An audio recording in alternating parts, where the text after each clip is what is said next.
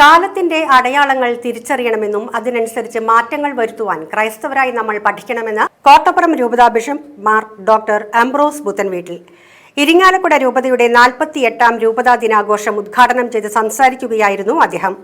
കത്തോലിക്ക സഭയെ തകർക്കാനും തളർത്താനും പല കാലത്തും ശ്രമങ്ങൾ നടന്നിട്ടുണ്ട്, ഇപ്പോഴും നടക്കുന്നുണ്ട്. ഇവയെല്ലാം സാത്താന്റെ തന്ത്രങ്ങളാണെന്ന് വിശ്വാസി സമൂഹം തിരിച്ചറിയണം. സഭയിൽ വിവിധ തലങ്ങളിൽ അവിശ്വാസവും അന്ധഛിദ്രവും വളർത്താൻ അന്ധകാര ശക്തികൾ ശ്രമിക്കുന്നുണ്ട്. ഇതിനെതിരെ വിശ്വാസികളും വൈദികരും സഭാപിതാക്കന്മാരും ജാഗ്രത പാലിക്കണം.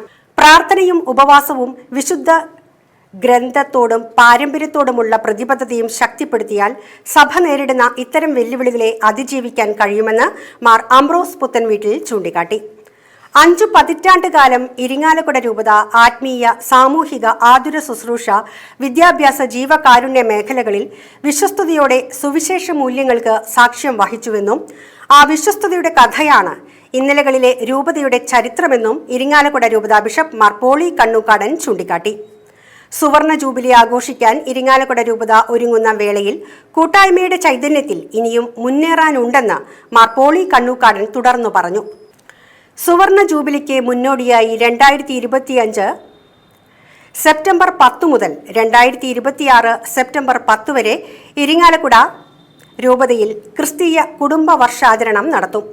സെന്റ് തോമസ് കത്തീഡ്രൽ ദേവാലയത്തിൽ രൂപതാ ബിഷപ്പ് മാർ പോളി കണ്ണൂക്കാടന്റെ മുഖ്യ കാർമ്മികത്വത്തിൽ നടന്ന ദിവ്യബലി മധ്യ കുടുംബ വർഷാചരണത്തിന്റെ ലോഗോ പ്രകാശനം കോട്ടപ്പുറം രൂപതാ ബിഷപ്പ് മാർ അംബ്രോസ് പുത്തൻവീട്ടിലിനൊപ്പം നിർവഹിച്ചു.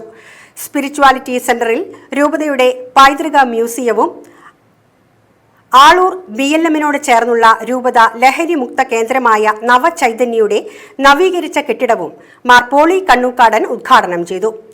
ആഘോഷ പരിപാടികളിൽ വികാരി ജനറൽമാരായ Monsignor Jose Maliyakkal, Monsignor Wilson Eerathara, Monsignor Jolly Vadakkan, കുടുംബ വർഷാചരണ convener father doctor Frijo Parakkal, Saneesh Kumar Joseph MLA, municipal chairperson Marykutty Joy എന്നിവർ പങ്കെടുത്തു. ഈ വാക്കുകൾ തന്നെ പ്രതിധ്വനിക്കുന്ന രീതിയിലാണ് അഭിയുടെ പിതാവ് ഓരോ കാര്യങ്ങളും സൂചിപ്പിച്ചു. ഞാൻ ചില കാര്യങ്ങൾ എൻ്റെ മനസ്സിൽ ഓർത്തുവയ്ക്കാനായിട്ട് കാരുണ്യ പ്രവർത്തനമൊക്കെ നമ്മൾ ചെയ്യുന്നു എന്നതിൻ്റെ ചില മാതൃകകളായിട്ട് എനിക്ക് പറയാനുള്ളത് നമ്മുടെ സുവർണ ഗേഹ പരിപാടി, നവീകരിച്ച നവചൈതന്യ ഡി അഡിക്ഷൻ സെന്ററിന്റെ ആശീർവാദം, ബ്ലസ്ഡ് ഹോം പ്രോജക്ട്, ഹൃദയ പാലിയേറ്റീവ് കെയർ, പിന്നെ ത്രിപുരയിലെ ശിക്ഷാ മിഷൻ, ഇവയൊക്കെ തന്നെ നാം ചെയ്യുന്ന കാരുണ്യ പ്രവർത്തികളുടെയും മിഷൻ പ്രവർത്തനങ്ങളുടെയൊക്കെ നിതാന്ത മാതൃകയാണ്.